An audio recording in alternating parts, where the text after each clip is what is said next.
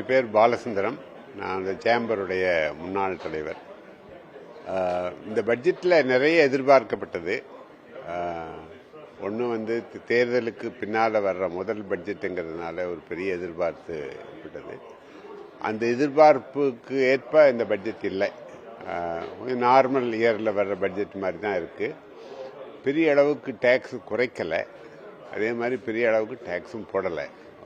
ஒரு நார்மல் 37,000 கோடி டேக்ஸ் குறைச்சிருக்காங்க, 37,000 கோடி டேக்ஸ் ஊட்டியிருக்காங்க.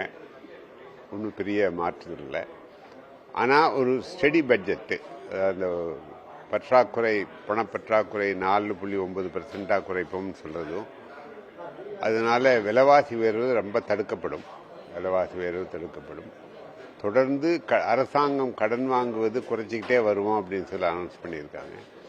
அப்படி குறைச்சிட்டே வரும்போது வட்டிகள் உயராதுன்னா தொழில்கள் வளரும். ஆகவே அந்த அளவுக்கு ஒரு ஃபியூச்சர் ஒரு நல்ல ஃபியூச்சராக இருக்கும் அப்படிங்கிறத கோடிட்டு சொல்லியிருக்காங்க. விவசாயிகள் விவசாய கடனுக்கு 5 லட்சம் வரைக்கும் வட்டி குறைவாக இருக்கும்னு எதிர்பார்த்தாங்க. அது நடக்கலை. பழையபடி 3 லட்சத்துக்கே தான் இருக்குது. பெரிய அளவுக்கு இண்டஸ்ட்ரி தனியாக அப்படின்னு சொல்லி ஒரு ஸ்கீம் சொல்லலை. இன்ஃப்ராஸ்ட்ரக்சருக்கு 11 கோடி மேலே செலவு பண்ணுறேன்னு சொல்லியிருக்காங்க. தமிழ்நாட்டில் குறிப்பாக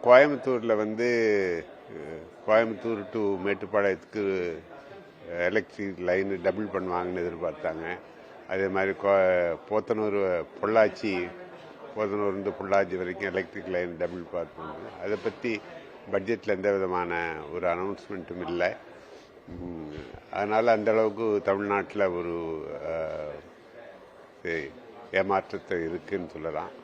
ஆனால் இந்த கவர்மெண்ட் அனௌன்ஸ் பண்ணுற எல்லா திட்டங்களிலுமே தமிழ்நாடு வளர்ச்சி அடைகிறதுக்கு வாய்ப்பு இருக்குது. ஏன்னா ஒரு முன்னணி மாநிலமாக இருக்கிறதுனாலையும், தமிழ்நாடு அரசு கொஞ்சம் சுறுசுறுப்பான அரசாங்கமாக இருக்கிறதுனாலையும், எல்லா புதிய திட்டங்களையும் தமிழ்நாடு அரசு பங்கு பெற்றால் தமிழ்நாடு இன்னும் முன்னிலைக்கு போக இருக்கும்.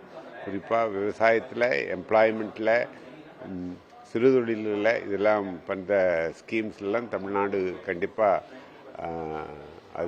ஸ்கீம்ஸ் எல்லாம் பயன்படுத்தி மேலும் வளர்ச்சி அடைய நான் எதிர்பார்க்கிறேன். தமிழ்நாட்டுக்கு பாசிட்டிவ், கோயம்புத்தூர் கொஞ்சம் டிசப்பாயின்மெண்ட்.